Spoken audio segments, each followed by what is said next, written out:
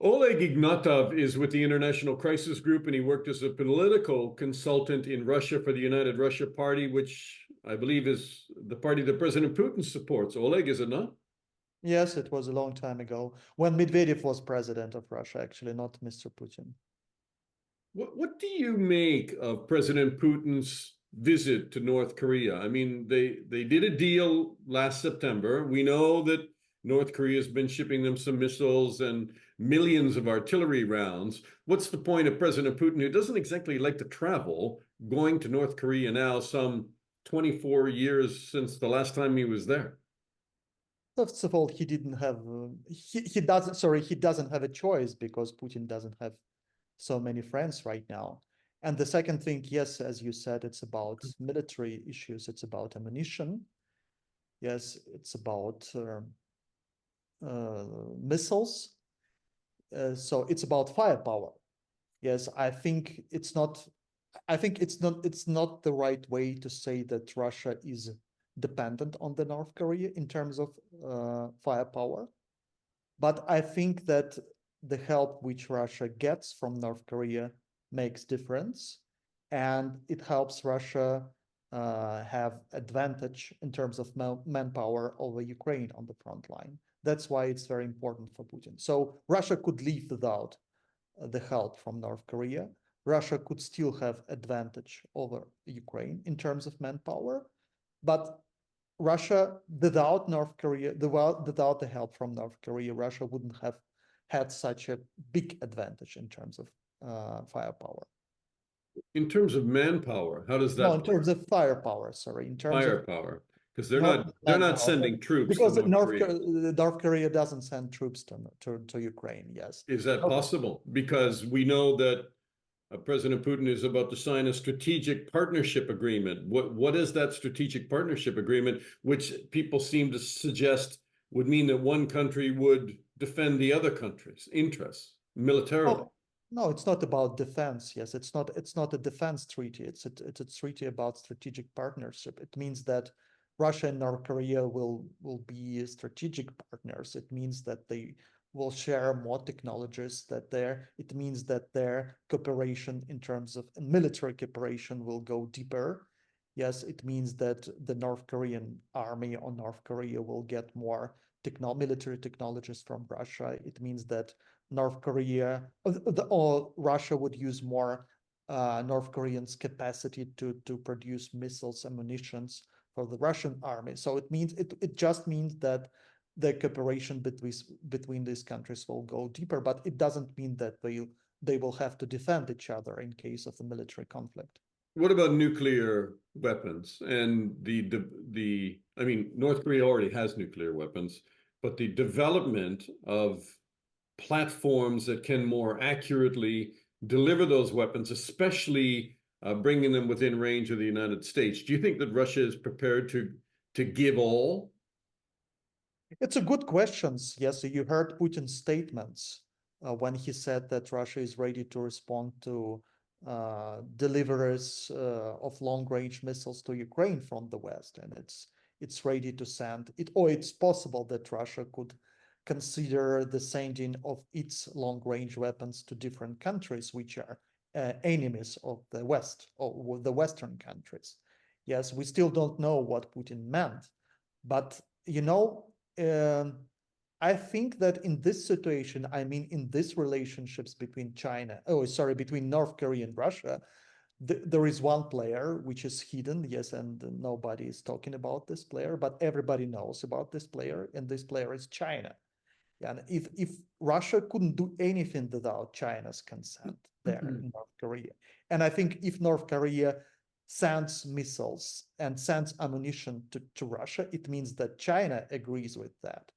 Yes, and if Russia wants to send to North Korea something critical, I mean critical technologies, critical weapons, which could hurt the West or the United States in particular, it means that China would have to agree on that.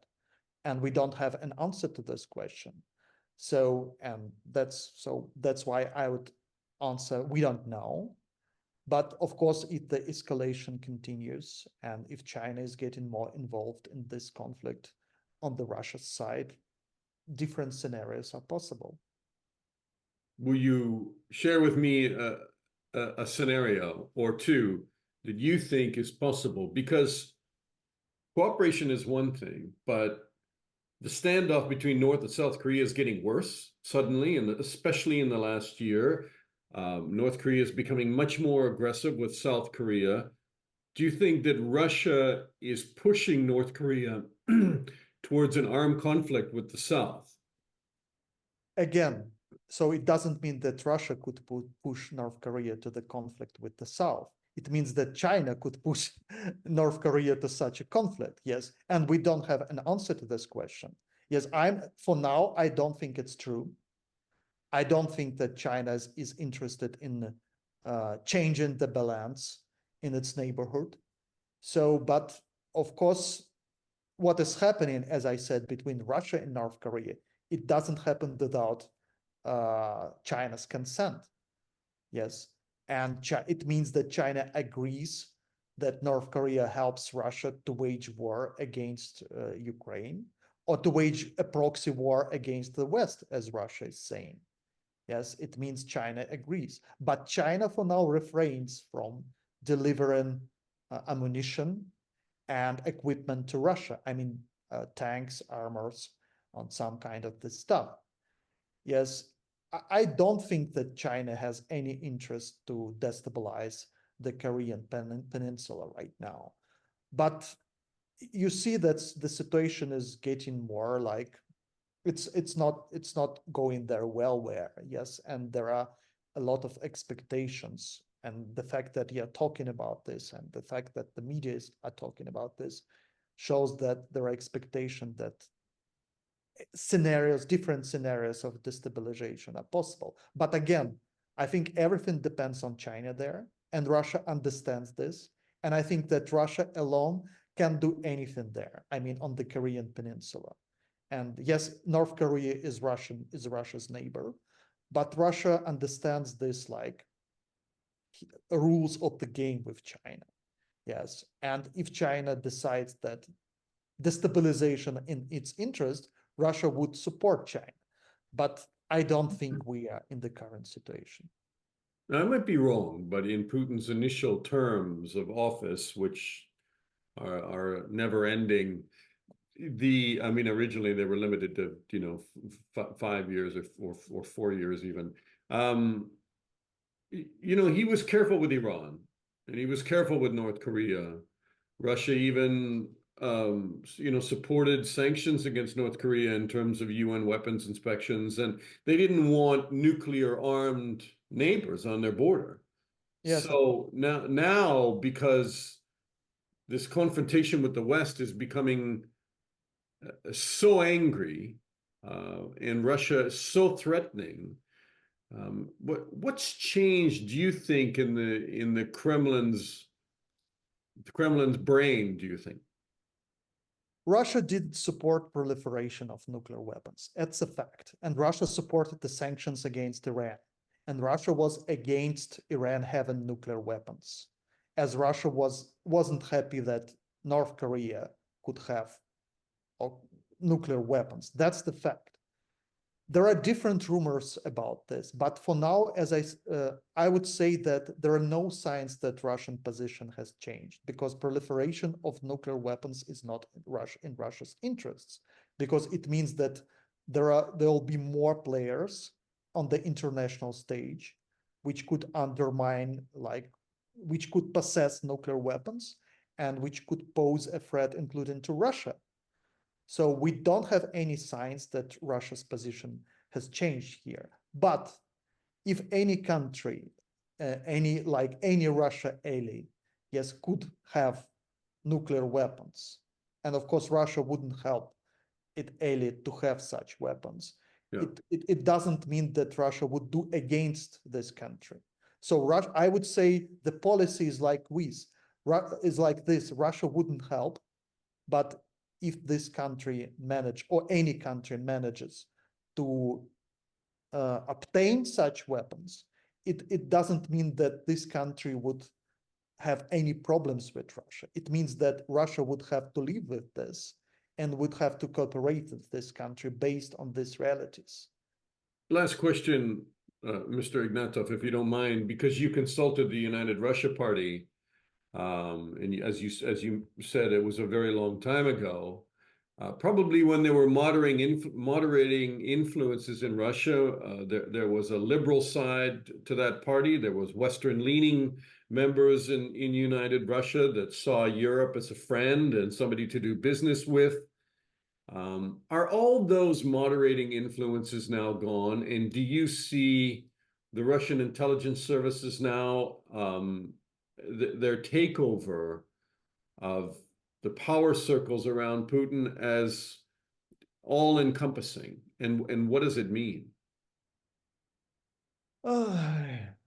I would say that there are no, the Russian power is now, how to say it, a combination of security officers and technocrats. And actually, it's a union between these security officers, maybe some oligarchs and technocrats.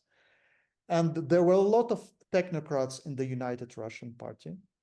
They didn't have a lot of, they were not liberals. I wouldn't say that they had liberal ideology. At least this ideology was not the main, how to say it, force in their life, the main moving force in their life and their intentions. I would say that they're more technocrats, yes, or pretended to be technocrats. And there's still a lot of technocrats there. They don't have a lot of ideology. They are not against the confrontation with, they are not in favor of the confrontation with the West. So a lot of people still consume Western products, Western culture, and they look at the West in terms, for example, of the future of their children. But as I said, they're in situation when they have to accept the reality because they are fully dependent on these people who are in charge of security. And they're afraid of these people, and they have like legitimate concerns about the power of these people, the influence of their possible influence on their not everyday life. Yes, and unfortunately, there are no like visionaries in Russian power. I mean, Western like visionaries, but there are technocrats with whom the West could negotiate, maybe not now, but in the future. Yes, and I think the future of Russia, I mean, the future of Russian power, the future of Russian state will be dependent on this relationships between security people and technocrats who will be in charge. But in any case, if you want, I think in Russia, if we look at the situation from like midterm perspective, in any case, if in Russia, if you want to take power or if you want to rule this country, in any case, you will have to rely on people who are in charge of security. I mean, on the security services, on military, or on technocrats, if we are talking about the security. And I think this union or this coalition between technocrats and security will continue to exist. And the West will have to accept this situation. Yes, it will have to manage the relationship, the future relationships with Russia based on understanding of these relationships inside the Russian power. And if there are anybody, as you say, that are, pro-European or look to the West for some kind of future, they either stay silent or face, prison I or think worse. they all could change their mind. Even if now they are saying that they are patriots or Orthodox Christians or hardliners, they could change their mind. It will depend on their situation. It's not possible to predict right now. Yes, look, I worked with the United Russian Party when we had a reset with the United States. Yes, when Obama and Medvedev tried to promote a different policy, yes, tried to establish a different policy between these countries. We had a completely different situation. And people, they were thinking in completely different terms. Yes, we were talking about modernization in Russia. And Medvedev wrote a famous article about the modernization of Russia. Does it mean that Medvedev was a fake person? Because we know what he's talking right now. Maybe we could say like this, but maybe we could say that he's just adapting to his situation, yes. And if this situation changes, Medvedev could also have a different position. Yes, it's not, the system is very different. Yes, it's not a democracy. And they have to play, they have to be, to adapt to their problems, to adjust their own position to the environment. And that's Russia. Yes, it's very different. Yes, it's authoritarian, it's closed, but you still have to deal with Russia because it's very big and it's very influential still. I mean, Medvedev especially, appears to just not go along with the situation, but promote the situation. And, he's pretty rabid in Yes.